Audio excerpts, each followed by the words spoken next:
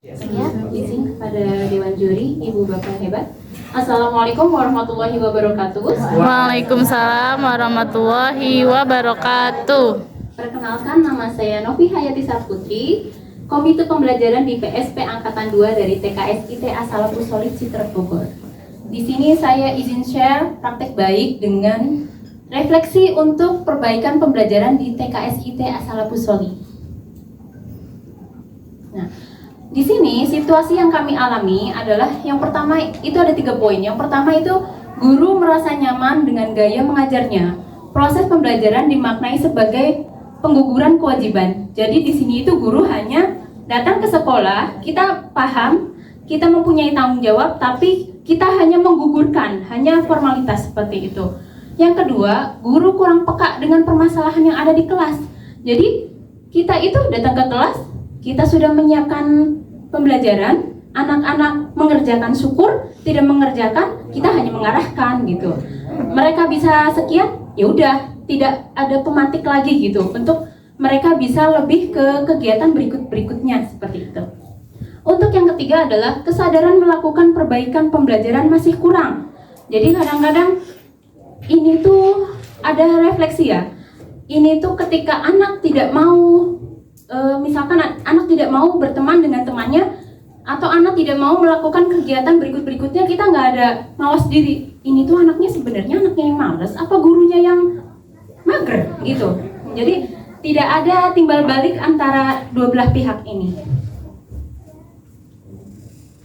Nah, akhirnya ada tantangan-tantangan yang kita hadapi. Di sini ada 4 poin. Yang pertama itu melakukan evaluasi pembelajaran. Nah, di sini menjawab dari yang tadi, di mana ada permasalahannya, anakkah atau gurukah? Melakukan evaluasi berkelanjutan, yaitu misalkan dari anak, berarti kita harus mengarahkan. Ketika dari guru, berarti guru ketika emang model pembelajarannya membosankan, ya kita bisa mengikuti kegiatan dengan teman sejawat, atau ikut workshop, atau dengan yang lainnya, seperti itu. Yang kedua, peningkatan profesionalisme pendidik. Itu sudah dijawab dari poin pertama. Nah, yang ketiga, melakukan perubahan pembelajaran. Jadi, pembelajarannya itu tidak itu aja. Kita kebetulan di sekolah TKS IT As-Salafus Sholih ini sudah masuk ke sekolah penggerak yang berarti kedua.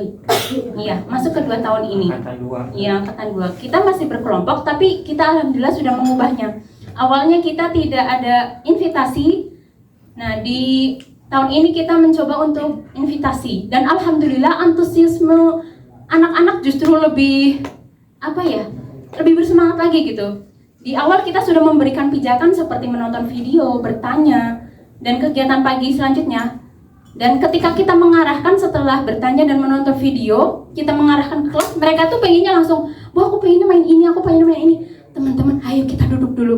Kan teman-teman belum tahu kegiatannya apa aja. Tapi aku pengen main ini, Bu. Iya, Ibu pengen menginformasikan kegiatan kita itu apa saja, seperti itu. Jadi mereka tuh langsung pengennya serbu kegiatannya. Dan yang keempat, menciptakan pembelajaran dengan paradigma baru. Itu seperti tadi. Kita itu tidak bosan-bosan untuk mencari ide-ide kegiatan, ide-ide yang membuat anak atau kitanya sendiri juga tidak bosan.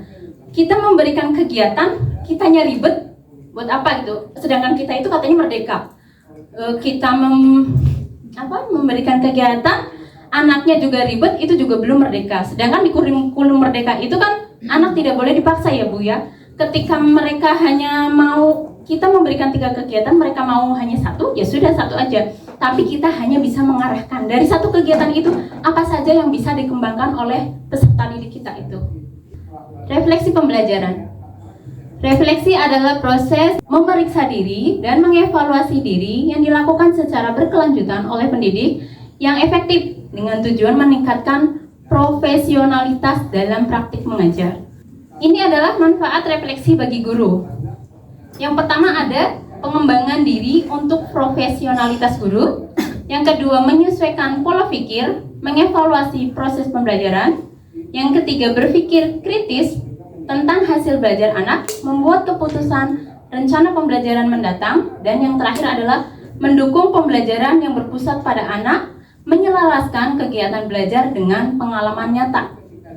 di sini ada kegiatan pelaksanaan refleksinya, yaitu terbagi menjadi 2. Pertama, membuat jadwal rutin refleksi setiap hari dengan peserta didik dan setiap akhir minggu dengan rekan sejawat. Kalau untuk peserta didik mungkin sama dengan lembaga-lembaga ibu bapak ya. Jadi setiap kita ada kegiatan, di akhir kita pasti ada evaluasi untuk anak-anak. Seperti menanyakan kegiatan hari ini, apa aja itu bahan alat dan bahannya, bagaimana perasaan teman-teman, dan mengevaluasi kegiatan apa yang kita informasikan untuk besok dan pengen mereka itu seperti apa gitu untuk kegiatan yang akan dilakukan selanjutnya.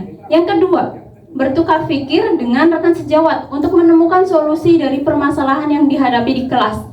Jadi di sini di sekolah kita itu ada kegiatan refleksi yang dilakukan seminggu sekali, yaitu di hari Jumat. Namun ketika kita menemukan kendala di hari-hari sebelum hari Jumat, biasanya kita itu langsung melakukan refleksi di hari itu juga. Kalau solusi bisa didapatkan di hari itu juga, alhamdulillah. Tetapi ketika tidak, berarti kita membutuhkan ide lebih panjang lagi gitu. Mungkin besok atau lusa, tergantung dari mana permasalahan itu yang dihadapi oleh kita. Refleksi dengan peserta didik. Di akhir pembelajaran, peserta didik diminta mengungkapkan pendapat atau perasaannya mengenai proses pembelajaran yang telah mereka lalui. Kegiatan refleksi dapat melatih peserta didik melakukan evaluasi mandiri pada tujuan pembelajarannya, sehingga mereka terlibat aktif dalam keseluruhan proses pembelajaran. Refleksi dengan teman sejawat, yaitu ada 3 poin. Yang pertama, melakukan refleksi modul ajar, media pembelajaran, dan pelaksanaan pembelajaran. Kedua, melakukan refleksi respon anak terhadap kegiatan pembelajaran yang disajikan. Melakukan refleksi hasil belajar, ketercapaian pembelajaran, dan kendala yang dihadapi, kemudian mencari solusi. Tindak lanjut. Jadi ada tindak lanjutnya, yaitu kegiatan refleksi pembelajaran ini sangat berguna baik bagi peserta didik maupun pendidik. Kegiatan ini dapat menciptakan pembelajaran yang lebih baik sesuai kebutuhan peserta didik dan tentunya bermakna. Kegiatan refleksi ini akan saya jadikan budaya yang akan dilaksanakan dengan kontinu. Terima kasih. Selanjutnya adalah video.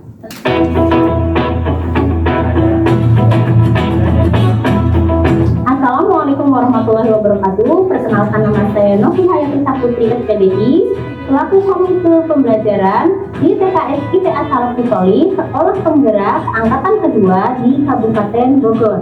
Pada kesempatan kali ini, saya akan berbagi praktik baik berkaitan dengan refleksi untuk perbaikan pembelajaran di TKS IPA Salaf Pisoli. Situasi yang kami alami, yang pertama yaitu guru merasa nyaman dengan gaya mengajarnya. Proses pembelajaran dimaknai sebagai pengguguran kewajiban. Kedua, guru kurang peka dengan permasalahan yang ada di kelas. Ketiga, kesadaran melakukan perbaikan pembelajaran masih kurang. Tantangan yang kami hadapi biasanya kita lakukan di setiap akhir saat melakukan refleksi. Assalamualaikum warahmatullahi wabarakatuh. Waalaikumsalam warahmatullahi wabarakatuh. Alhamdulillah, syukurillah, puji syukur kita panjatkan kepada Allah Subhanahu wa Ta'ala, di mana hari ini kita akan melaksanakan kegiatan gitu. Bu, udah boleh dimulai. Padahal kan harusnya kan kita memberi pijakan awal dulu. Jadi setelah fasilitasi ini, mereka itu lebih antusias lagi untuk cepat-cepat memulai kegiatan. Refleksi kegiatan pelaksanaan pembelajaran di kelas A. Bagaimana dengan penyediaan media pembelajarannya? Alhamdulillah, untuk penyediaan media pembelajaran dilakukan secara bersama-sama. Selain itu, di media pembelajaran alhamdulillah dipermudah. Biasanya kita media pembelajaran dibantu dengan lakban. Alhamdulillah kita sudah difasilitasi dengan laminating. Bagaimana respon anak terhadap segala kegiatan yang Ibu sediakan? Alhamdulillah, untuk respon anak itu mereka sangat antusias. Biasanya mereka itu begitu masuk kelas pengennya langsung memilih kegiatan yang mereka minati, karena di awal mereka sudah ada pijakan dari menonton video, dan biasanya kita berikan pertanyaan pemantik setelah menonton video itu. Jadi mereka berpikirnya sampai kelas ya sudah mereka langsung berkegiatan. Bagaimana hasil belajar anak dengan kegiatan yang Ibu sediakan? Sejauh ini, alhamdulillah untuk hasil belajar anak ada perkembangan yang signifikan. Baik itu yang pertama karena memegang kelas saya Bu, tentunya ada beberapa yang tangannya kadang masih kaku. Alhamdulillah dengan kegiatan-kegiatan kita yang beragam, kita sediakan kegiatan beragam, teman-teman sudah mulai bisa menunjukkan perkembangannya. Misalkan ada yang awalnya nggak mau menyentuh lem, awalnya tangannya kaku untuk menggunting, sekarang sudah lebih lurus lagi. Apa saja kendala yang dihadapi di kelas? Apakah ada kendala di Dengan montase Aku Sayang Bumi. Ini adalah Bagaimana salah satu perasaan teman-teman contoh setelah kegiatan membuat montase refleksi ini? dengan teman-teman. Ini saya ambil ketika kegiatan Aku Sayang Bumi dengan proyeknya membuat montase. Iya. Jadi teman-teman sudah tahu kita membuang sampah pada tempatnya itu ada berapa jenis ya? 3. Apa aja yang pertama? B3 dulu, terus anorganik, terus organik. Kalau B3 kenapa ini warnanya merah? Karena berbahaya. Kalau botol-botol bisa di apa? Didaur ulang. Iya, didaur ulang, betul lebih. Kalau organik ini bisa bermanfaat buat tanaman. Bisa buat apa teman-teman? Pupuk. Teman-teman, terima kasih untuk melakukan refleksi kegiatan hari ini. Mana perasaannya teman-teman? Bapak? Iya. Demikianlah cuplikan dari presentasi saya. Apabila ada yang mau didiskusikan, ditanyakan atau kritik dan saran yang membangunnya, mangga. Mau tahu aja, kan dari hasil refleksi dengan masih Jawa itu, adakah komunitas khusus untuk guru yang dilakukan? Terus apakah ada laporan khusus secara tertulisnya? Baik, izin jawab ya Ibu. Kita ada bukunya. Jadi kita menyediakan buku untuk evaluasi. Jadi ada tugas juga untuk menulis. Jadi misalkan untuk di minggu ini siapa gitu. Tapi biasanya wayahna ya. Akhirnya siapa yang mau mencatat silahkan gitu. Seperti itu. Jadi kegiatannya tadi rutin ya? Rutin setiap 1 minggu 1 kali. Tapi apabila ada kendala yang kita hadapi sebelum hari Jumat, ya kita bahas di hari itu juga. Tergantung masalahnya. Kalau masalahnya bisa dipecahkan di hari itu, kita cari solusi. kita bisa memecahkannya. Tetapi kalau masalahnya lumayan berat, ya berarti kita harus mencari solusinya terlebih dahulu, seperti itu.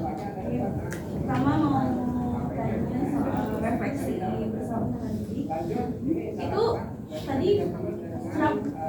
kenapa diadakannya di situ gitu? Biasanya emang seperti itu. Saya bantu jawab. Kebetulan karena ini kegiatannya adalah di hari Rabu. Hari Rabu itu kan project kita diadakan di luar. Kenapa kita mengambil refleksinya di situ? Karena kegiatan kita di situ. Kalau di hari Senin dan hari Selasa kita di kelas, ya berarti kita mengambil di kelas seperti itu Ibu.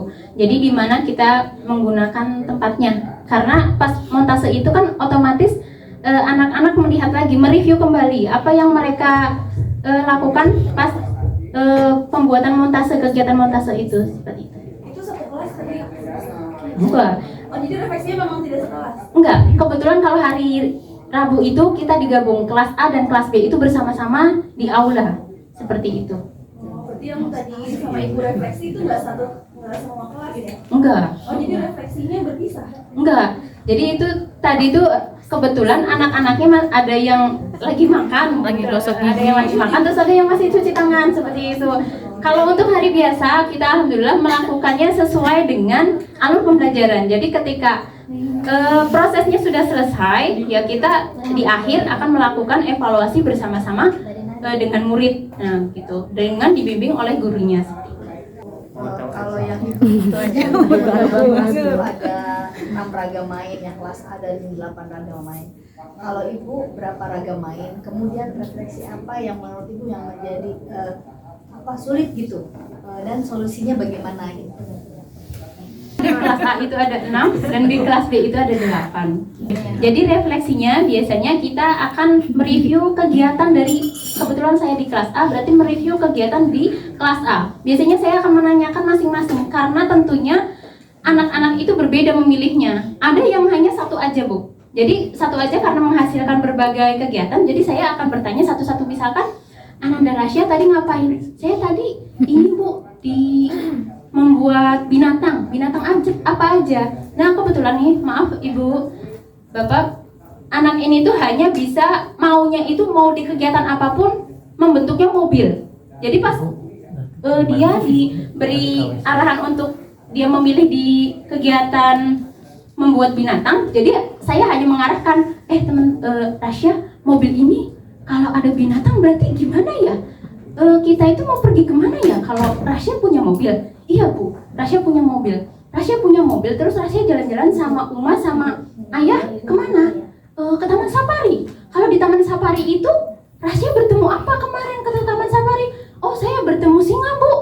Boleh bikin singanya? Nah, jadi kita itu ada kata pemantik seperti itu agar tujuan yang kita tuangkan di modul ajar di dimensi atau CP itu tercapai seperti itu Ibu.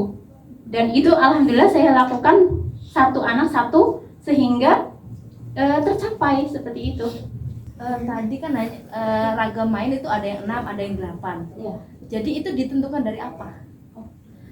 Model invitasi itu adalah kalimat ajakan. Dan sebelum diinvitasi itu ada kalimat pemantiknya. Kalimat pemantik itu adalah kalimat terbuka. Misalkan, teman-teman, ayam itu hewan yang seperti apa ya? Kan terbuka. Jadi mereka berpikir, ayam itu kan yang kakinya 2 ya Bu, yang ada sayapnya tapi nggak bisa terbang, yang kayak burung tapi dia mah terbangnya nggak bisa, seperti itu. Nah untuk sedangkan kalimat invitasinya itu adalah kalimat ajakan, dimana misalkan hebatnya aku bisa membuat kandang ayam. Nah kita itu hanya menyediakan, karena kita fasilitator saja, kita hanya menyediakan bahan-bahan, misalkan dari setik, balok, apa aja kita sediakan di situ, bahan alam dan sebagainya. Dan mereka yang menuangkan ide, mau dibikin seperti apa itu kandang ayamnya, seperti itu Ibu. Oh, jadi ditentukan oleh Ibu sendiri ya? Apanya? Ragam main, jumlah ragam main. Ya, kalau jumlah ragam mainnya. iya, kalau Kan tadi jumlah ragam ini ini kelas A itu ada 6, Iya. sedangkan kelas B ada 8. Iya. Seperti itu. Jadi terserah Ibu maksudnya seperti itu. Iya, betul. Izin bertanya ya Bu ya, tadi menyinggung yang tadi juga masih belum pas pas saya ya. gitu ya. Karena Invitasinya kita belum bisa belajar ya Bu ya. Kalau misalnya ragam mainnya ada 6, ada 8 itu kan dari Ibu yang ditentukan gitu. Tapi kan kalau dilihat dari Merdeka Mengajar, apakah itu udah sesuai dengan kebutuhan belajar anak atau gimana? Ya dilihat. Oke, siap. Nah, alhamdulillah, invitasi ini juga baru. Kita juga baru menerapkan di Merdeka Belajar ini. Sebelum kita menerapkan, kita ada studi banding dulu dengan sekolah yang sudah menerapkannya. Dan kita tidak langsung mengadopsi semuanya. Jadi kita mengambil sesuai dengan kebutuhan siswa kita. Di sana betul yang kita kunjungi itu benar-benar rapi, lengkap gitu ya. Nah, kita tidak bisa mengikuti seperti mereka, sedangkan kita ini baru seperti itu ya Ibu. Jadi 6 kegiatan itu alhamdulillah sudah sesuai dengan kurikulum Merdeka. Di mana kurikulum Merdeka itu adalah anak tidak boleh dipaksakan dalam belajar. Jadi mereka, makanya dari pertama saya bilang, ketika anak hanya mau satu dalam kegiatan tersebut, nggak apa-apa. Karena di dalam satu kegiatan tersebut saja sudah membuat banyak kegiatan lagi di kalimat satu invitasi itu Ibu, seperti itu. Dan alhamdulillah di capaian pembelajarannya pun nyampe ya. Mohon maaf untuk kalimat invitasi ini emang masih baru sekali kita juga baru menerapkan ya. Modelnya kelas invitasi. Nah, invitasinya itu juga adalah kata-kata Ajakan, undangan, mengundang, invite, mengundang. Bahas itu literalnya kan mengajak anak untuk dia mengikuti, eksplorasi, mengikuti kayak gitu kan, itu invitasinya sendiri. Iya. Kan kalau model Kelasnya betul, kelasnya invitasi. Ibu mengungkapkan model invitasi, makanya saya maksudnya saya yang di UPI gitu. Ada ini menggunakan pendekatan bisa jadi bersifat dari STEM ya. Iya, Terus ibu membuat Pembelajaran berdiferensiasi. dengan invitasi. Invitasi ini identik dengan kegiatan. Di dalam satu invitasi ada ragam main atau beberapa. anggap saja invitasi satu kegiatan gitu ya sama ibu. Nah teman-teman bertanya, jadi berapa kegiatan yang disiapkan dalam kegiatan main hari ini? Dijawab 6 dan 8 sampai 8. Kelas A 6, kelas B 8. Iya. Oke, berarti ada 6 invitasi dan 8 invitasi di kelas B. Nah, teman-teman nanya merdekanya di mana kalau sudah ditentukan 8, 6. Nah, mungkin kata Ibu, merdekanya dari 6 yang disiapkan anak-anak tidak harus Menyelesaikan mengerjakan semuanya. bisa jadi mengerjakan satu saja. Apakah itu masih dianggap merdeka jika menyiapkan 6 kegiatan dan 8 kegiatan? Kalau memang sehari itu dipilih ada yang sampai 6 kegiatan kah? Ada. Oh ada, oke berarti mengakomodir kebutuhan dan minat anaknya di sana, ya. Hanya tadi ibu bapak jangan terjebak menyebut itu sebagai model. Nah ini bagian dari pendekatan. Ya, oke. Masih ada yang ingin ditanyakan? Sudah. Terima kasih Bu penjelasannya Bu. Terima kasih untuk masukannya dan kritik yang membangun untuk kami. Kurang lebihnya mohon maaf. Bila itu ya. Wassalamualaikum warahmatullahi wabarakatuh. Waalaikumsalam warahmatullahi wabarakatuh.